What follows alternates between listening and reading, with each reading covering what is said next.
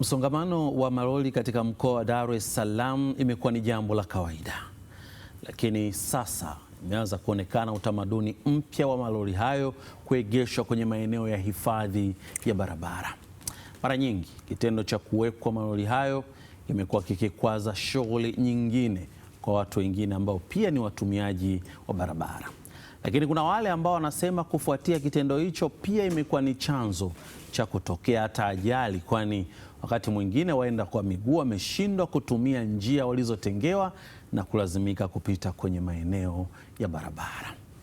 Hali hiyo imemfanya mkuu wa mkoa wa Dar es Salaam kuanza kutafuta mwarobaini wa jambo hilo, na sasa ameagiza polisi kanda maalum ya Dar es Salaam kuwa na kitengo maalum ambacho kitafanya kazi ya kukamata madereva na malori ambayo yatakuwa yameegeshwa katika maeneo hayo ya hifadhi ya barabara. Wakati mkuu wa mkoa akisema hivyo, wamiliki wenyewe wanaonekana kwamba wao wametolewa chambo, wakiona ya kwamba bado kuna jambo ambalo halijafanyika vyema, na hivyo kutaka suluhu iwe ya tofauti na si hiyo ya kuanza kamata. Kulikoni kwa sasa mkuu wa mkoa na wamiliki wa malori kuanza kuingia kwenye mchezo wa paka na panya, na nani kumfunga kengele mwenzi wake? Hilo ndilo ambalo tutakaolijadili hapa. Naitwa Nurdin Selemani, yangu matumaini ya kwamba umekuwa na siku njema kabisa ya leo Jumatatu. Studio tumemwalika Chuki Shaaban, yeye ni mwenyekiti wa chama cha wamiliki wa malori hapa nchini. Karibu sana Chuki. Asante sana. Kwema? Nashukuru. Mambo yanakwenda? Mambo yanakwenda. Kulikoni mmeingia kwenye lawama ya kwamba sehemu za kuhifadhi barabara nye mmegeuza maegesho? Kama ulivyosema lugha moja kwamba tunageuzwa chambo. Na ni kweli ni chambo haswa. Jambo la kwanza, mimi siamini katika kauli hizi za maagizo ukiwa umejifungia chumbani. Mimi naamini katika kukaa pamoja na kujadiliana na kutafuta suluhu. Kwa sababu nalolijua wewe sio nalolijua mimi, hata kama ningekuwa ni kiongozi mkubwa kiasi gani. Tukikaa pamoja tukijadiliana, lazima tutapata ufumbuzi. Kwa mfano, kwenye hili tatizo la msongamano wa magari mjini, mimi kama mwenyekiti, mimi Chuki Shabani, nimekuwa silali usingizi, nakaa na tafakari nini kifanyike. Kwa mfano, nikiitwa na serikali, bwana, hili tatizo tufanyaje, nitakuwa na jibu gani? Sio kutoa matamko, inatakiwa uzungushe kichwa, ulete majibu, usilete majibu mepesi. Msongamano haujaanza leo na msongamano hautaisha kwa haya matamko, kwa sababu boda ya Tanzania na nchi za Ulaya iko hapo bandarini, pamoja na rock countries zingine kama nchi 8 wanategemea boda hii. Unamkamata leo aloko na lori hapa, yeye kijana anayekujua kutoka Rwanda, kesho anayetoka Zambia, anayetoka Malawi, unamfanyaje? Umemwekea miundombinu gani huyu mtu ili aweze kufanya kazi yake, aje boda ya Dar es Salaam, boda ya Tanzania, boda ya kwenda Ulaya akiwa yuko soft, yafanye kazi softly? Watu, labda niseme kitu kimoja, wakati hii hali halisi inakuja sasa hivi imetokana na maoni ya Mheshimiwa Rais Samia Suluhu Hassan.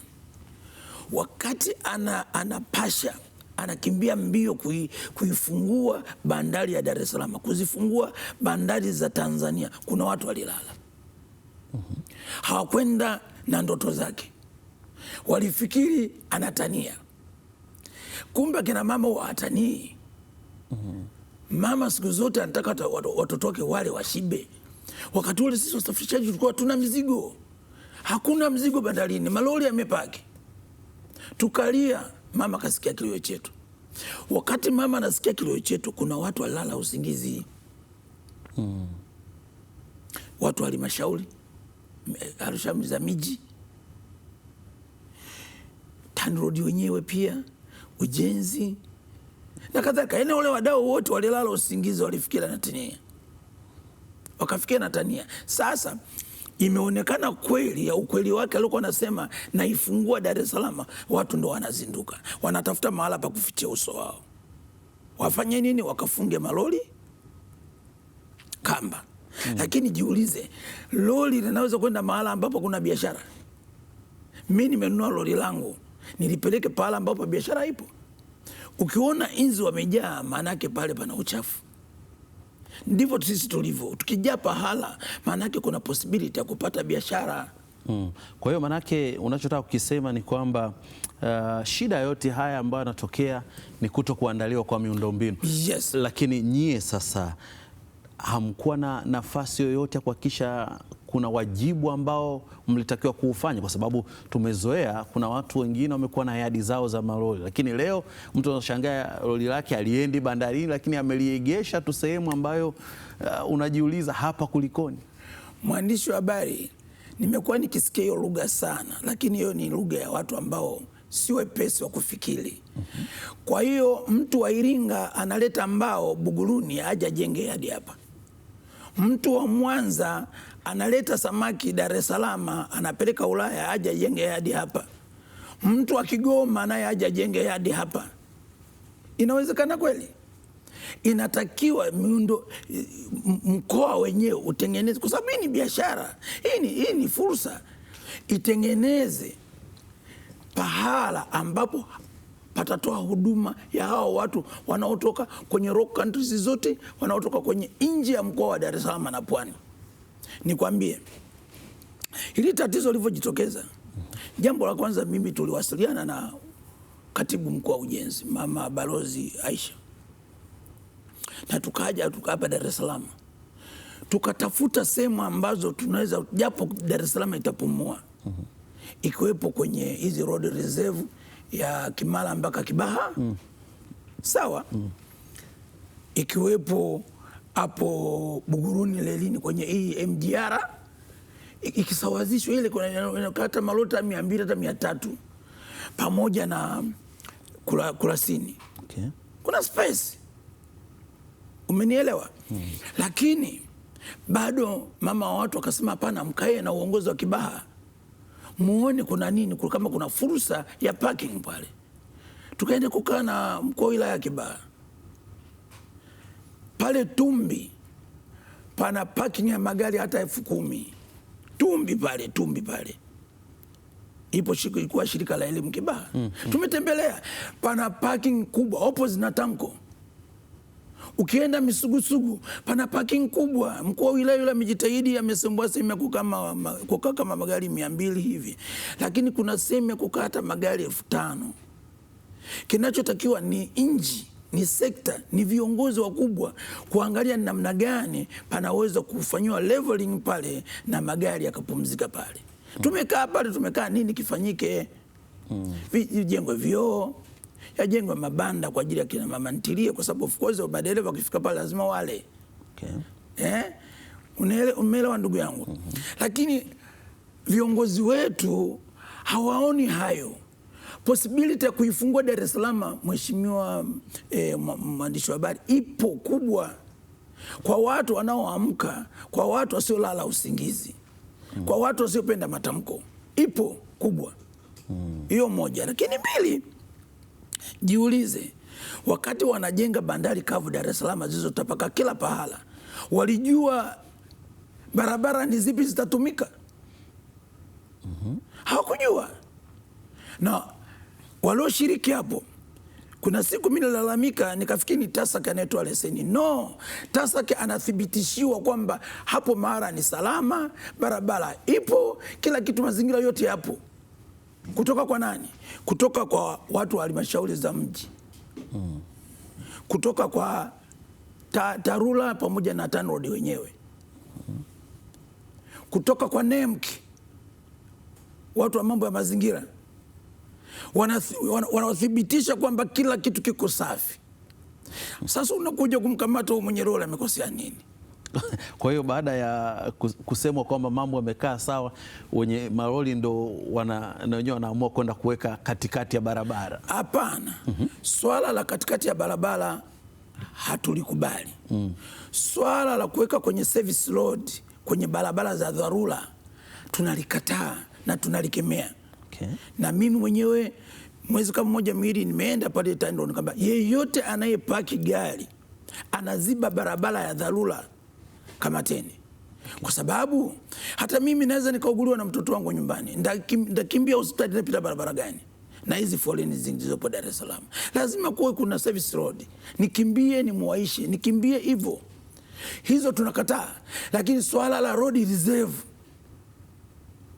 akiba ni kwa ajili yetu sisi wenye malori, sio wenye malori. Hata wewe mwenye gari ndogo, gari kiharibika kapaki kwenye road reserve, usipaki kwenye service road. Paki kwenye road reserve. Road reserve ni hifadhi ya barabara kwa ajili ya upanuzi wa barabara baadaye. Yawezekana miaka 10, 20, 30, 40, 50, 60 mpaka 100 huko. Sasa ndaenda kupaki msikitini, lazima nipaki pale mlipo nihifadhia mimi barabara. Lakini unapaki kwa muda gani? Ndio swali hapo, kwa sababu wengi wanageuza sasa hiyo ndio swali ya hasa. Hilo halitakiwi, hilo halitakiwi. Park for emergency. Kwa mfano sasa ukiwa na mzigo wa transit, kuna mita za kutoka nazo za gari kukaa nje ya barabara ya main road. Hutaki kutoka nje ya mita 100. Unaona sasa sheria zinavyokuwa zinagongana hapo. Nje ya mita 100 utakiwi. Ukienda nje ya mita 100 unalipishwa faini, si chini ya dola 5,000, 2,000 mpaka 5,000 huko. Si unanielewa? Sasa umebeba shaba kwa mfano, unapeleka kwenye ICD ya Tabata pale, imejengwa pale, sawa, umekuta kuna foleni. Wewe lori lako ni la Mwanza, kwa hiyo ubebe ile shaba urudi nayo mpaka Mwanza kwenye yadi yako, uhifadhi kwako, halafu kukiwa na foleni ikiisha ulichukua ile ICD, fanya nini? Uchukue ile lori lako ilipeleke. Haiwezekani. Jambo la kwanza, ilitakiwa wale wenye ICDs wawe na space ya kutosha ya kupaki malori. Kwa mfano na ICD yako hapa square meter wanaweka ziko kama square meter 40 nafikiri inaanzia hapo. Sawa. Unaangalia hii square meter 40 inaweza ikahodhi magari mangapi? Lori 100. Sasa uwe na space ya lori 100. Uwe na space ya lori 100. Kuna mwekezaji mmoja yuko Kigamboni amenipigia simu jana. Ananiambia Mr. Chuki, njoo angalia mfano wa yadi yetu ilivyo. Na yadi ya kuweka kupokea container zaidi ya 200, 300 kwa siku, na pia parking pia ni ya magari 200. Kwa hiyo hakuna gari itakayokuja pale na kufanya nini? Na kukaa barabarani. Wote watakaa ndani. Atakuja, ataingia, atakuja, atashusha, atakuja, ataingia, anatoka. Sawa. Lakini mtu anakuwa na yadi ya kupaki lori 2 ndani. Haiwezekani. Haiwezekani.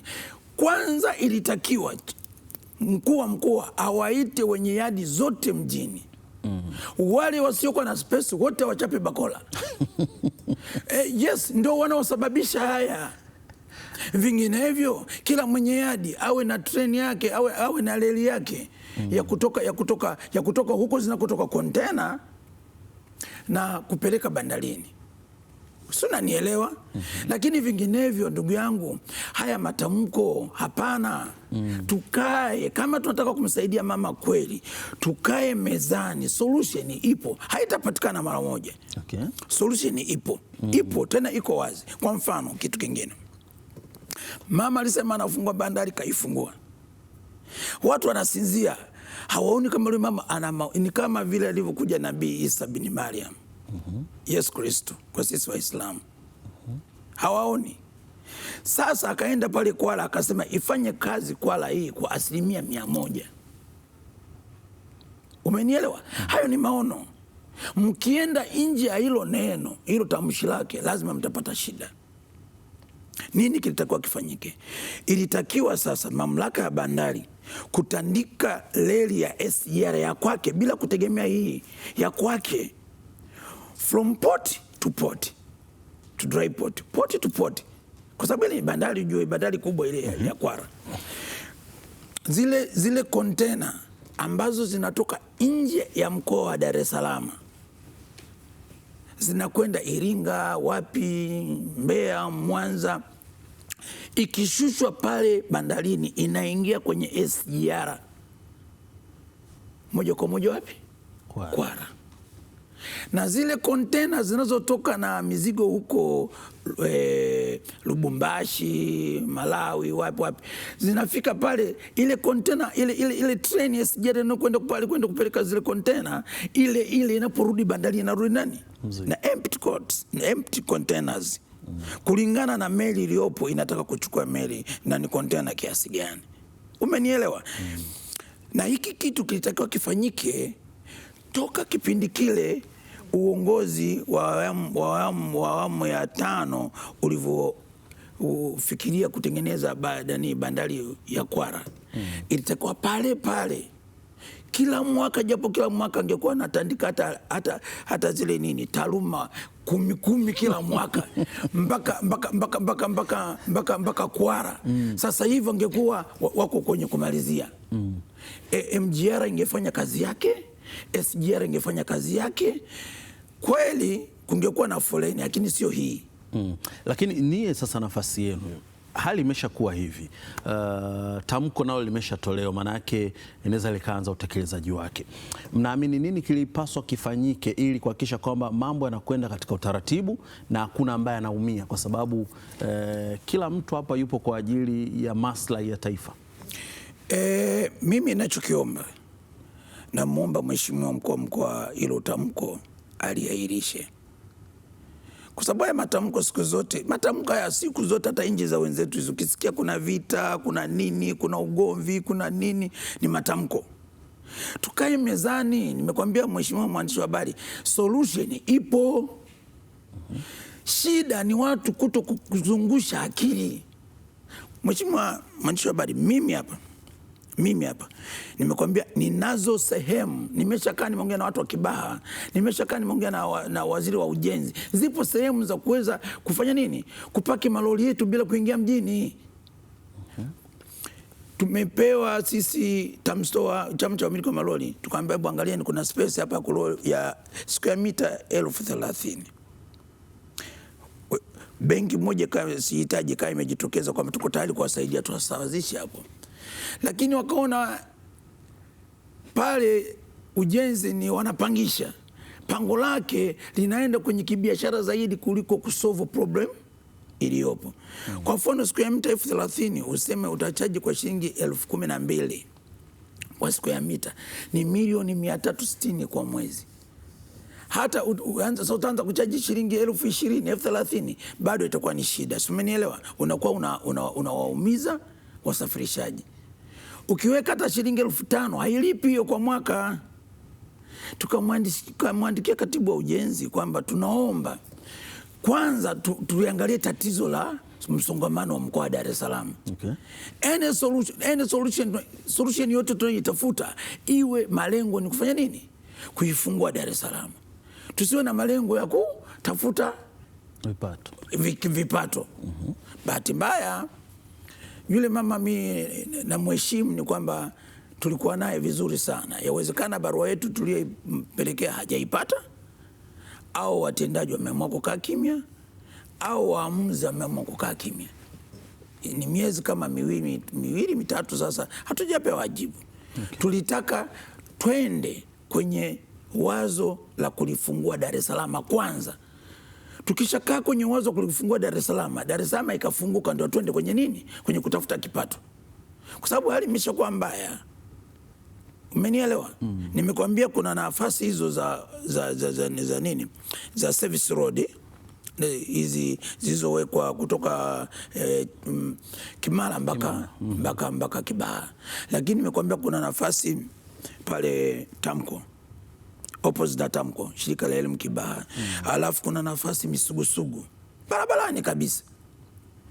Hasa hizo tukifunga mkanda, yawezekana tunatafuta hata wafadhili wanatutengenezea tunapata parking safi isiyokuwa na kelele, tukaweka miundombinu mizuri ikiwa pamoja na type of communication, kwamba labda kama bandari wanawezaje kucommunicate au ICDs hizi zinawezaje kucommunicate kwamba sasa zije gari 100, sasa zije gari kadhaa kutoka mahala fulani. Sasa yes, tutafanikiwa. Umenielewa? Kinachotakiwa viongozi wetu wasiwe wavivu wa kufikiri, wasiwe wavivu wa kutembea, wasijifungie ofisini. Mimi nimetembea kwa gari, kuendesha gari hapa mpaka Kapiri Mposhi wakati wa msongamano wa Kasumbalesa. Kapiri Mposhi nikaenda kuripoti kwanza kwa balozi Mr. Mkingule, nikaenda mpaka Kasumbalesa, nikarudi tena Lusaka naendesha gari.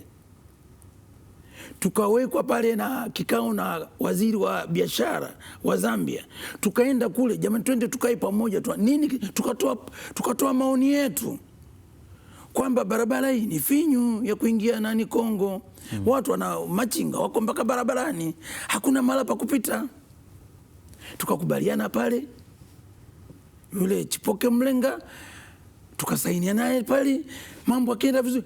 Within a week foleni ile mpaka leo haijai kutokea, mpaka leo hujasikia foleni ya ajabu. Juzi mwezi wa 6 nimeendesha mimi gari kupitia Mbara, Zambia Mbara, ukivuka tu kama kilomita 15 kwenda Mwenda mpaka Chemba.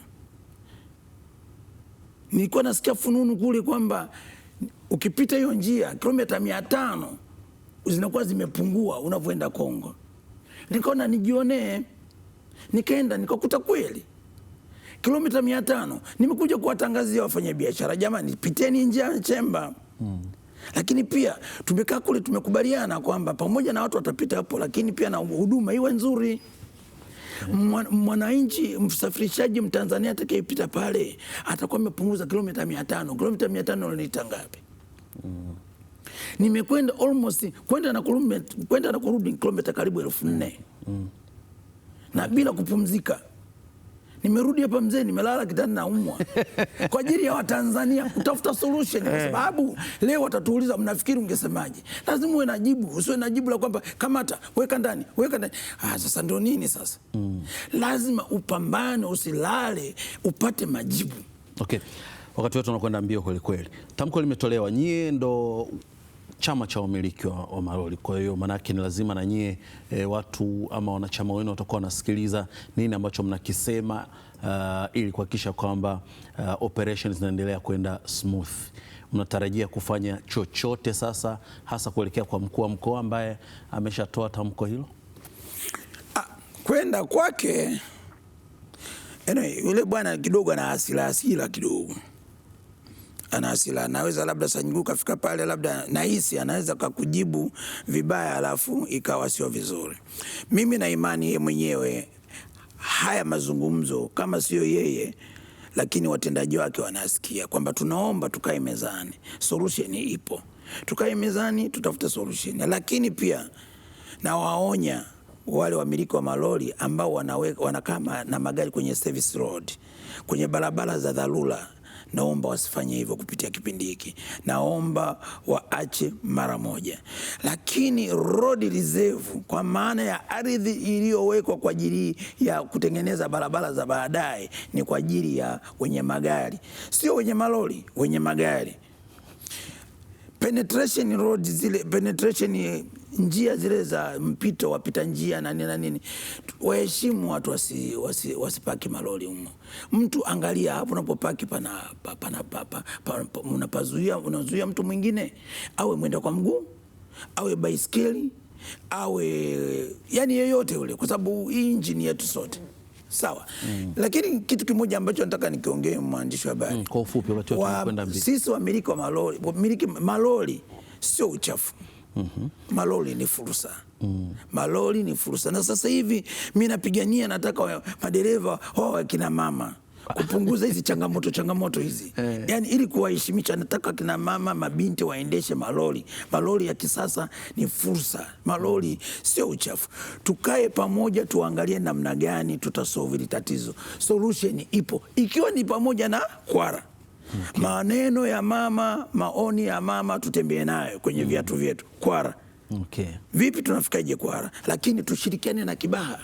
Kibaha iwe ni hub yetu ya sisi wamiliki wa malori. Sasa tukae na watu wa Kibaha, tukae pamoja, tufanye selection ya sehemu ambazo tunaweza tukapumzisha magari yetu, sio yetu tu, na ya nchi za wenzetu, ili kupata utulivu, ili tuweze kupata utulivu. Choki Shaban, nikushukuru sana. Asante sana. Naam, nimekuwa naye Choki Shaban, mwenyekiti wa chama cha wamiliki wa malori hapa nchini. Tulikuwa tukiangazia tamko ambalo limetolewa na mkuu wa mkoa wa Dar es Salaam hii leo Albert Chalamila kuhusiana na kuagiza polisi kanda maalum ya Dar es Salaam kuweka kikosi maalum ambacho kitakuwa kinakamata madereva na malori ambayo atakuwa yamewekwa katika maeneo ya hifadhi ya barabara, na yametoa kile ambacho anaona kwa mtazamo wao kama wamiliki kinaweza ikafanya mambo haya yakaenda vyema na kusiwe na mtafaruku ama mfarakano baina ya mamlaka hiyo na wamiliki. Mimi naitwa Nurdin Selemani, ndivyo ambavyo natamatisha uchanganuzi hii leo. Panapo majaliwa tukutane tena kesho usiku.